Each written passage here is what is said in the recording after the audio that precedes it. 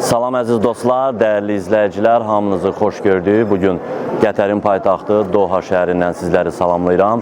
Bugün burada 2 günlük Beynəlxalq İnsan Haqları Konfransı öz işini davam elətdirir və Qətər Milli İnsan Haqları Komitəsinin təşkilatçılığı ilə baş tutan bu beynəlxalq tədbir həm də BMT-nin İnsan Haqları üzrə Ali Komissarlığı və digər beynəlxalq təşkilatların yaxından iştirakı ilə baş tutur və Azərbaycan nümayəndə heyəti olaraq biz də bu beynəlxalq tədbirdə yaxından iştirak edirik. Bu dəfəki tədbirin əsas mövzusu son illər dünyada geniş vüsət almış süni intellekt və onun insan haqlarına mümkün təsirləri barədir. Süni intellekt təkcə texnologiyanın inkişafı ilə əlaqələndirilmir. Son zamanlar süni intellekt bizim gündəlik həyatımıza, yaşamımıza, siyasətimizə, sosial, məişət, hətta media sahəsinə də ciddi təsir göstərib. Təbii ki, dünyada texnologiyanın, elmin inkişafı, süni intellektin artıq bir çox sahələrdə həyatımızı yüngülləşdirməsi ilə yanaşı, bu insanların gündəlik həyatına da, xüsusən də insan haqları, demokratiya və sosial etimad məsələlərinə də ciddi təsirləri var və bu təsirlər həm müsbət sahədə olduğu kimi negativ sahədə də öz təsirlərini göstərir. Hətta bu yaxınlarda belə bir məlumat oxumuşdum ki, Böyük Britaniyanın paytaxtı London şəhərində quraşdırılmış üz tanıma kameraları süni intellekt vasitəsilə idarə olunurdu və süni intellekt yalnız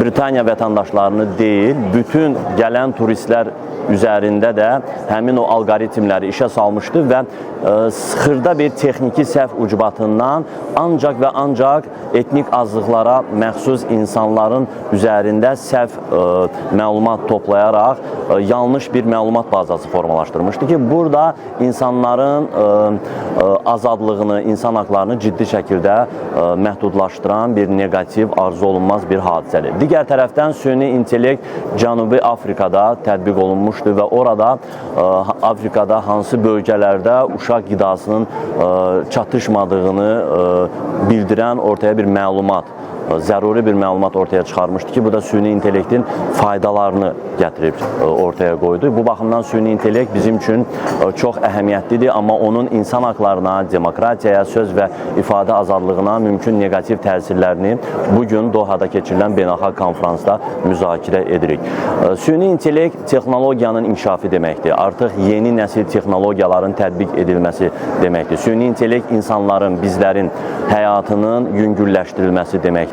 Amma süni intellekt eyni zamanda bizim həyatımıza da ciddi negativ təsirləri var. 2024-cü il ərzində aparılmış çox uğurlu bir araşdırmanın nəticələri ilə tanış olmuşdum və məlum olmuşdur ki, dünyada baş verən siyasi proseslərdə, xüsusən də siyasi kampaniyalar dövründə, mediada yayılan xəbərlərin təqribən 70%-i süni intellektlə hazırlanmış deepfake videolar, saxta məlumatlar əsasında hazırlanmış xəbərlərdir ki, bu da insanların şuuruna, onların ictimai, siyasi fikirlərinə ciddi şəkildə təsir göstərir. Bu baxımdan süni intellektdə yalnız və yalnız texnologiyanın inkişafı nöqteyi nəzərindən deyil, eyni zamanda insan haqları, demokratiyaya ciddi təsirləri olan bir texnologiya kimi də baxmaq lazımdır və məhz bugün Qətərin paytaxtı Dohada keçirilən beynəlxalq konferansda iştirak edən natiqlər, spikerlər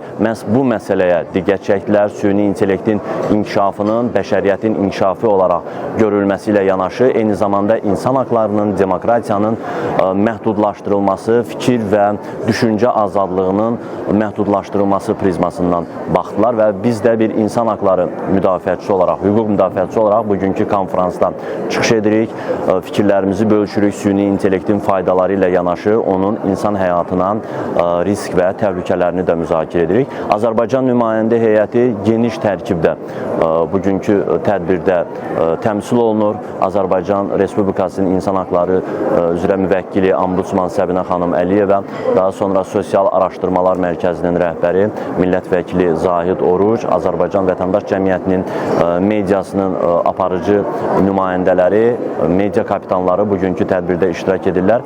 Düşünürük ki, Azərbaycan perspektivindən yanaşaraq bugünkü beynəlxalq konferansın gedişatı, edilən çıxışlar və gəlinən nəticələrlə bağlı öz ölkəmizdə, Azərbaycanımızda maraqlı fikir mübadiləsi və şərhlər aparılacaq. Konferansın iştirakçılarına uğurlar arzulayıram və inşallah burada əldə etdiyimiz bilik və bacarıqlar öz ölkəmizdə, Azərbaycanda da yaxından tətbiq ediləcək. Uğurlar arzulayıram.